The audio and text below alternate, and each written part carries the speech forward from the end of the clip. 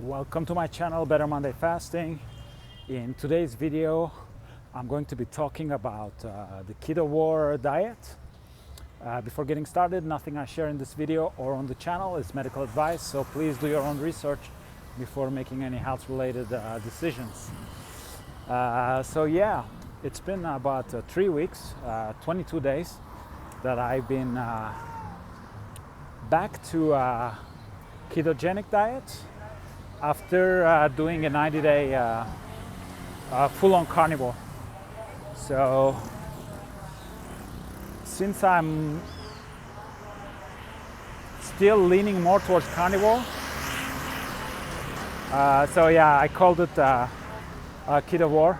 I mean, it's a term that exists, it's a made-up word, but I heard other people use it. So it's kind of a keto, but more on the carnivore side. And since I've done like the 90-day carnivore, so I've been adding some ingredients with very low carbs. Like so those ingredients are I've been adding avocado to my diet. So on top of meat, eggs, cheese, butter, yogurt, I've been also consuming some avocados. I've been adding some berries, taking advantage of being in Colombia. They have amazing berries here. I've been adding berries, and my berries, I eat them with this sugarless coconut yogurt. So it's a yogurt substitute made of coconut. I've been adding that. I've been making a soup with the bone broth, and I've been adding some miso and seaweed. So the miso seaweed, that's also not carnivore. What else? Oh, also once in a while I've been consuming some asparagus. Also they have really good quality asparagus here in Colombia. So that's, I've kind of been doing a diet like that for the past 3 weeks. So to give you a little feedback on my, a little background on my journey. So what happened was like for 2 years, on top of like I started fasting in 2016, and in 2023 for about 2 years I've been on a ketogenic diet. Then I tried to pass on the carnivore, and so for about 3 weeks I struggled. It was really difficult to pass on full-on carnivore. I had some oxalate dumping, diarrhea, you name it. Very low energy, almost depressed. But like little by little I picked up the pace and got used to the carnivore.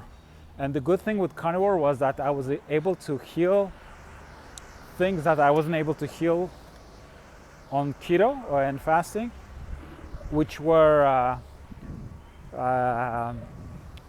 I had some scalp issues, like producing some skin, like some dandruff-like material, but I don't think it's dandruff. So I had that issue. I had my right foot would be a little like swollen. So that went away, and better skin, kind of cleared up my skin. So that kind of kept me motivated. I was like, wow, you know, carnivore is it's up to something, and it's definitely healing. And as I was doing the 90 days, it got better. Every week it got better, and then there was the Ramadan started also in the middle of that carnivore journey. So that was an extra challenge, but also I got used to it. And by the end of the carnivore journey, I had almost like the same energy levels as I did on keto. But now when I came back to adding some carbs, especially when I did that bone broth with the seaweed, and then later on I found some miso and I started adding miso. Oh my God, I got really back back into the game like the old me. So that was great. Like a lot of energy, more energy at the gym. So the kind of got rid of like that little negative side that I had with the full-on carnivore. Like I really felt like I'm back in the game. And also Medellin, I love this place because I don't know why, it really works well with my metabolism. The fact that there's only 12 hours of sunlight and it's always the same temperature. I wake up really easy and early in the morning, you know, which sometimes it's something that I have a little bit difficulty with. Also, since I'm eating only one meal and I usually eat at night. So there are places like that. Like here, it works really well. Like I really wake up really easily and with a lot of energy. I feel I recuperate really fast. Also when I'm in Mazatlan, in Mexico, in Sinaloa, over there too, like somehow I got more connected with the sun and the sunlight and live more with that rhythm. So then what happened was that I got back to introducing some carbs, and on a couple of days I flared up. Like I had a skin reaction. That's another thing I had, like on the scalp. Like sometimes after eating, I'll have like itchy scalp, and that with the carnivore was gone. So on a couple of occasions I got that. So I was just like, man, like it's you know, it's like on and off. Yeah, you reintroduced the carbs, it came back, but then it went away. Although I kept the carbs, so hard to know what happened. And also my right foot, at one point too, it was a little bit swollen again. So by reintroducing the carbs, like definitely got like more energy, like really good routine, high productivity, and really like a willingness to do things, to move forward with my business, with the gym, with the music and recordings and all that. But those symptoms kind of came back, so I was like, and then it went away. Like today I look at my foot, they're almost like identical, and the flaring up thing like doesn't happen. Sometimes I have a little bit of like skin production, but keep in mind that I'm like I'm really low on the carbs, so it's not like I'm eating pasta or flour, things like that, you know. So, and now, kind of dangerous here. And now what I want to do is, yeah, that Ketovore seemed to work pretty well. So stay on the Ketovore for a while, and once in a while do several weeks of carnivore, strict carnivore. Even like when I go, I'll be going back to Paraguay pretty soon. When I'm in Paraguay, I want to do the lion diet, only eat meat, because there are people they only swear by that, and that I never done it.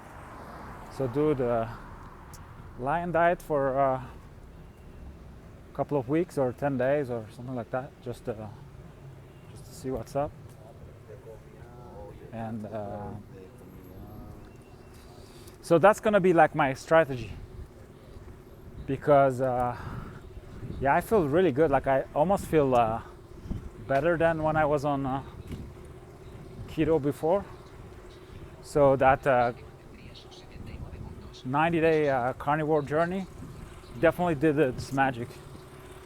And so it's a tool. It's another tool now in the toolbox that I can pull once in a while, go carnivore. But I mean, I've been following people that are doing like 40, 100-day carnivore, and like, yeah, I didn't get to that level. And yeah, it's still kind of challenging. Like, you know, when I really I realized when I had that soup, that miso soup with bone broth for the first time, and the next day I was just like, whoa, you know, So I think still with the carnivore, like I was missing things. Maybe I didn't do the carnivore right. So I mean, I definitely got something out of the carnivore, but I'm not at the level saying, oh yeah, carnivore is the solution, is the best. For me, no. Yeah, for me, I think Ketovore, keto with really low carbs might be the solution. So I'm gonna be experimenting,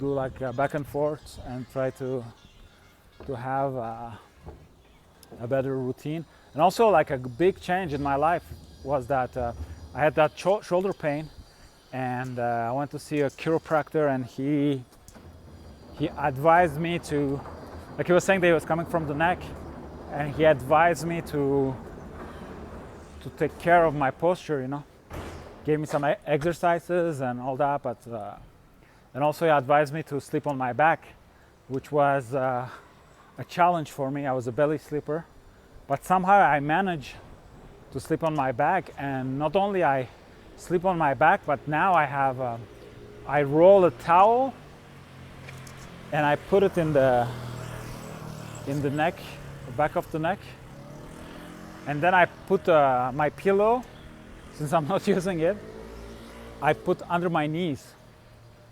And yeah, I've been recuperating way better. Not only the shoulder, it's like 90% healed.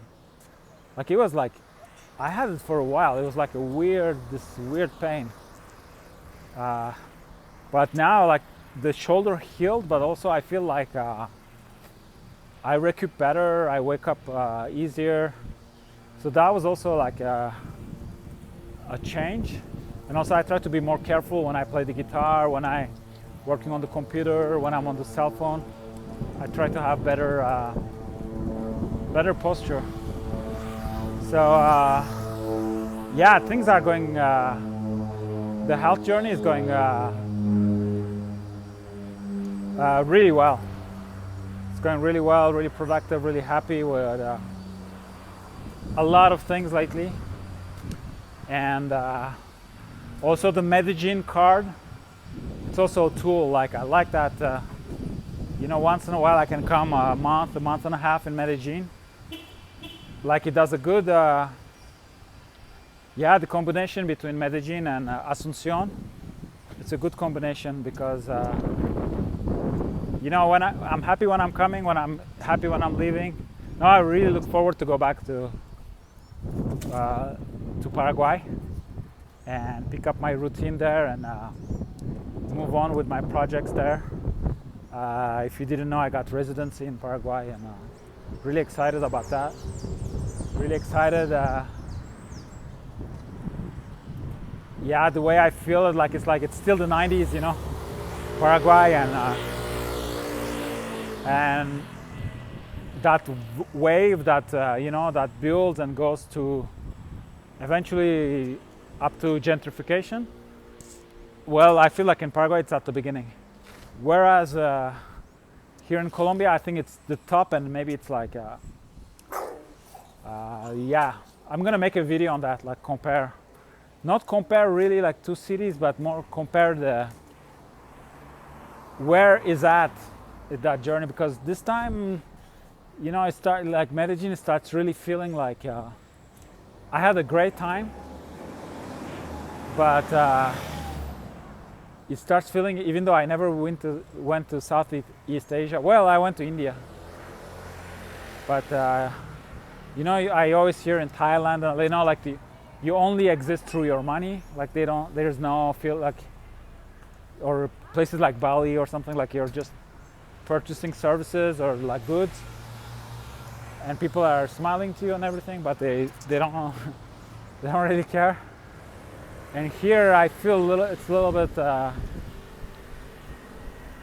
I'm getting that vibe of and I have something to compare, because I know people, because I discovered Medellin in 2023, and back then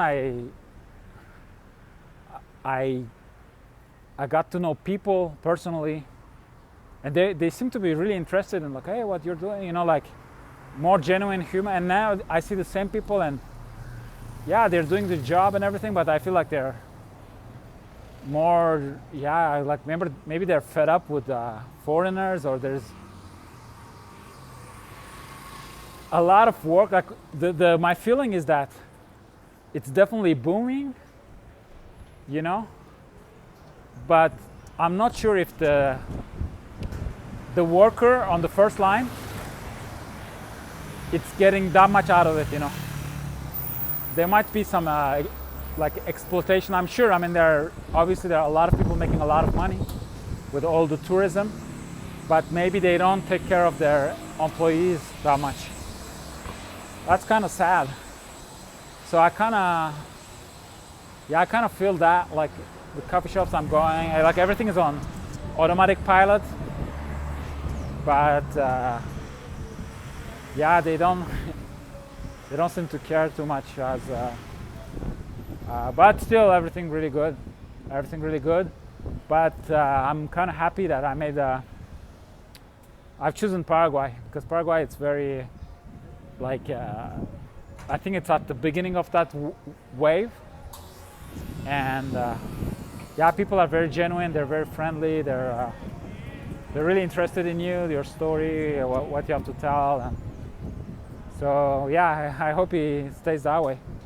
So I have a bottle of one of my outlets is like, I have this fasting salts that I'm selling. It's called fasting electrolytes. It has all the major electrolytes. It has 72 trace minerals. You really support your fast. So you can also be a great, this morning I had some before going to the gym. It can be a great pre-workout or post-workout drink. And on the keto and carnivore, it works really well. So we recently launched our Amazon store in the US, and just to test that everything is working, we purchased a bottle and sent it to San Diego, and everything is working fine. That's the good news. But now we have that bottle in San Diego, and I mean, the prices in the US for shipping, it's just I mean, I haven't been living in the US since 2011. Like, it just blows my mind. So it will cost us some more money to send back that bottle to the fulfillment center than produce it, you know. So I decided to give it away. So I shot a reel, published on Instagram, but so far nobody showed up. I got some likes on the video, but nobody's interested. I almost want to do a social experiment. I want to do the same with hazelnut paste. You know, I don't want to say the name of the brand, but that I'm sure it will be gone in 30 seconds. Like, so that tells you a lot about, I don't know, maybe because I left San Diego in 2011, so maybe even my friends in San Diego, they're not following that much my Instagram, or people are not interested. I don't know, it's just but if you live in San Diego and you're interested, just shoot me a DM through Instagram, and yeah, and I'll reserve the bottle for you, and you can go pick it up. So first come, first serve. It's been already like 3 or 4 days I published. It's not right. So like, that's it kind of worries me, because you know, I'm trying to sell something that people don't even potentially want it for free. So yeah, I don't know if I should be worried, but yeah, every experience is an experience. We learn something. So yeah, if you're interested, let me know. And I'm also the author of a book called For a Better Monday. So if you want to check it out, and my band is called Black Sea Storm. Thank you for watching, and I see you in another video.